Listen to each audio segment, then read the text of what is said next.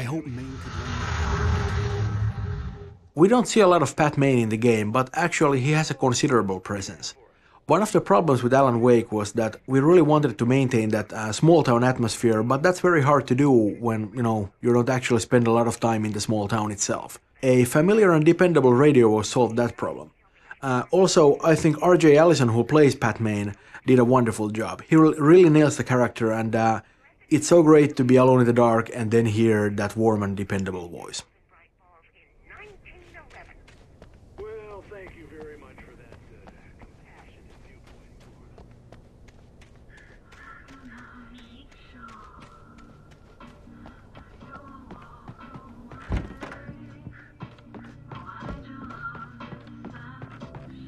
Oh, here's a little surprise.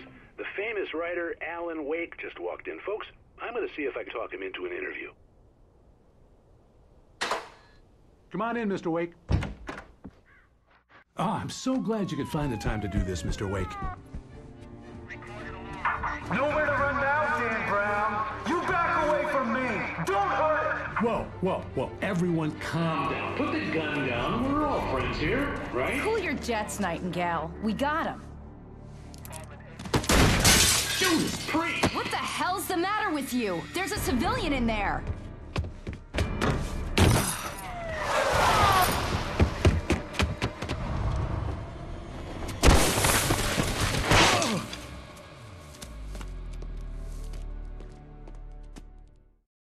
I'll get you yet, even if it kills me. You hear me? You hear me? Here we have another really well set up journey. The train depot and the bridge in the distance well visible from early on. As an interesting side note, this whole area was originally just a minor branch, not even a branch. Alan Wake just basically had to get a car from the forest and continue towards the mining museum. With months of iteration and looking at the possibilities given by the environment, we found out that this area could have lots of poltergeist events, could have the hidden routes and so forth, the bridge and the train depot all appearing far later in their development.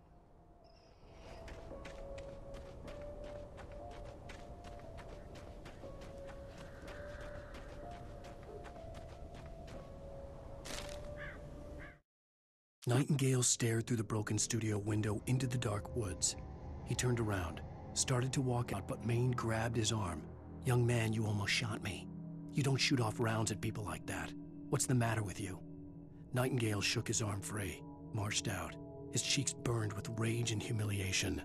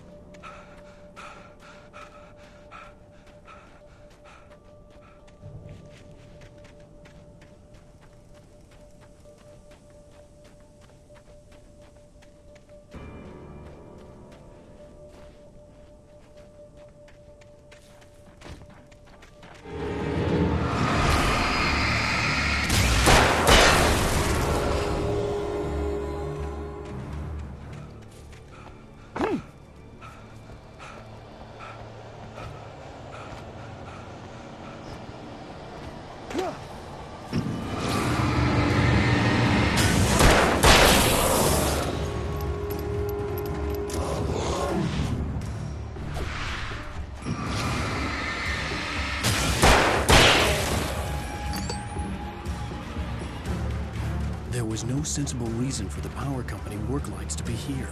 It was almost as if they'd been left for someone like me to use.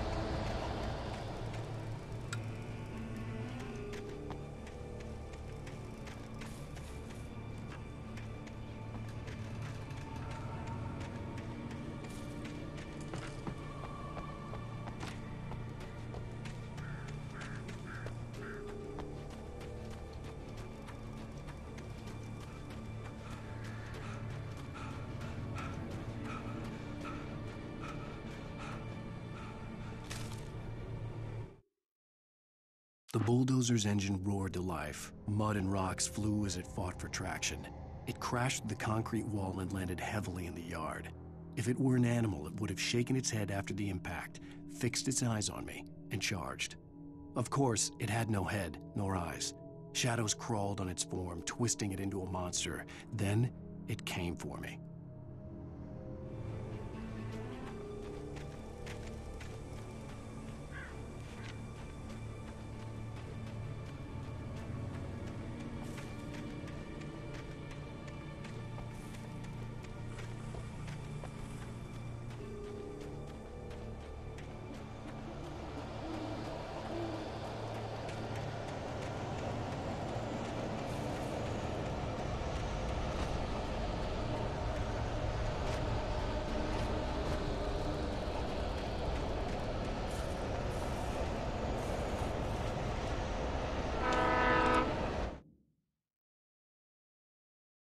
Sarah trusted her gut, and her gut said Agent Nightingale was an asshole. He felt wrong, and it wasn't just the smell of stale booze. It was in the way he flashed his badge, pulled rank, the look in his eyes when he wanted answers. Where was Alan Wake? What was this about an accident? Where was his wife? And most importantly, why did she let Wake go? He wouldn't answer her questions. Federal business was all he'd say.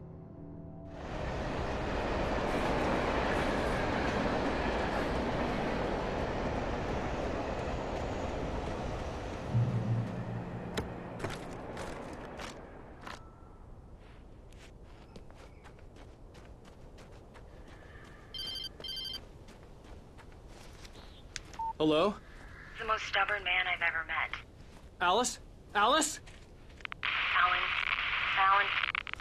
I'm so afraid. Keeps me in the dark. Please help me.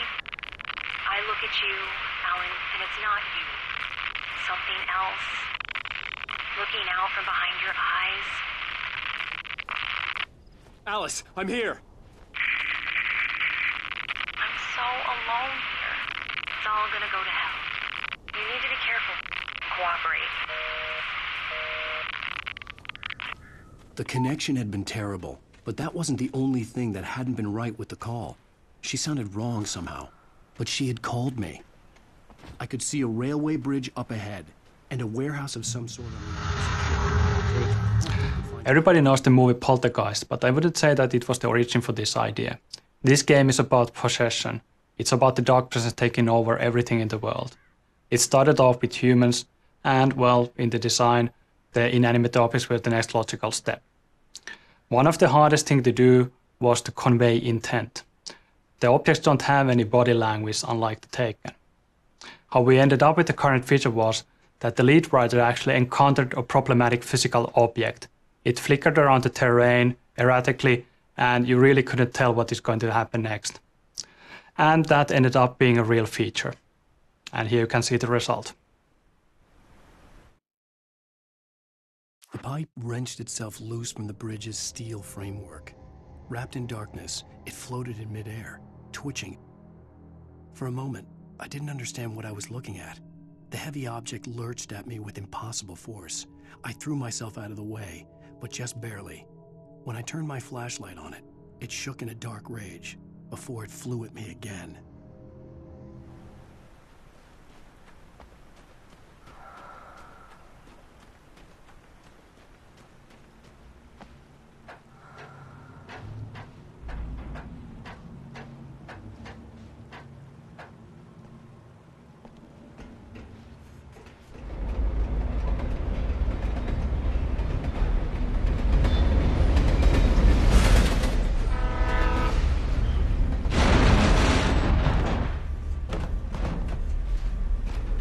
The darkness that was pursuing me was growing stronger, and it was taking over everything in its path.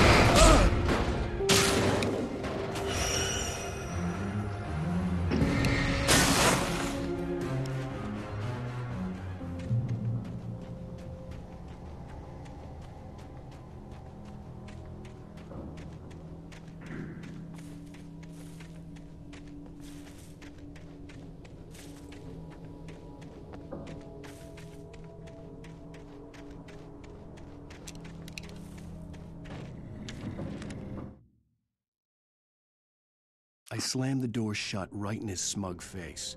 He pleaded for me to open the door.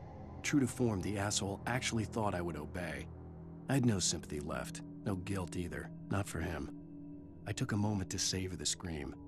I bet I had a smile on my face. It was all that I had time for. The dark presence was inside the lodge with me.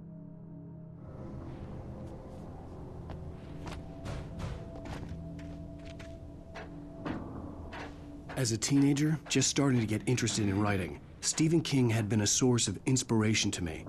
I thought about all the inanimate objects that had come to life in his books. No one is safe in a good horror story. Certainly not the protagonist. That's what makes them fun. This was anything but. The darkness could possess anything, and it was getting closer.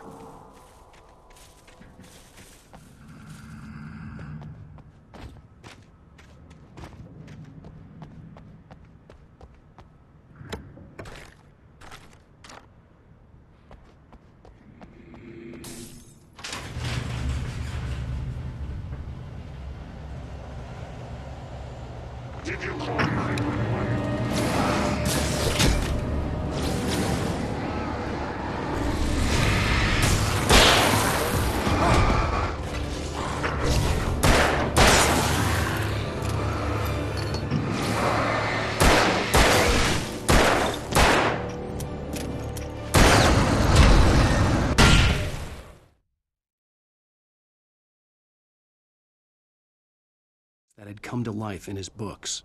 No one is safe in a good horror story. Certainly not the protagonist. That's what makes them fun. This was anything but. The darkness could possess anything, and it was getting closer.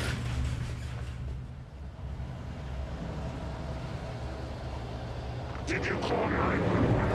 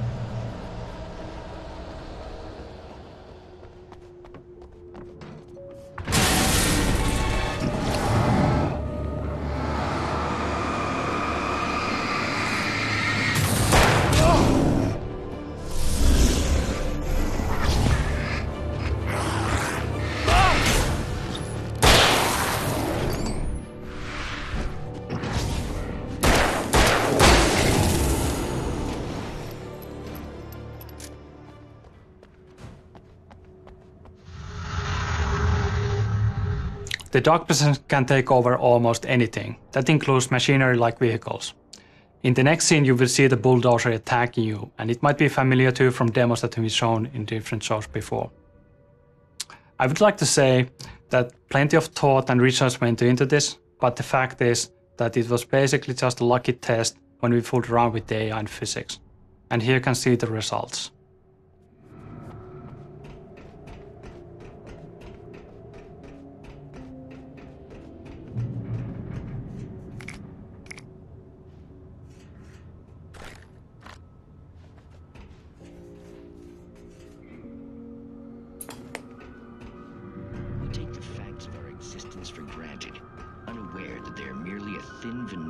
Desperate self-delusion, covering a vast cosmos of madness and horror. All too often, the stars are right. In Night Springs. Tonight's episode, A Family Occasion. Journalist Alvin Derleth's trip to study the local customs of an insular community in Night Springs has been successful.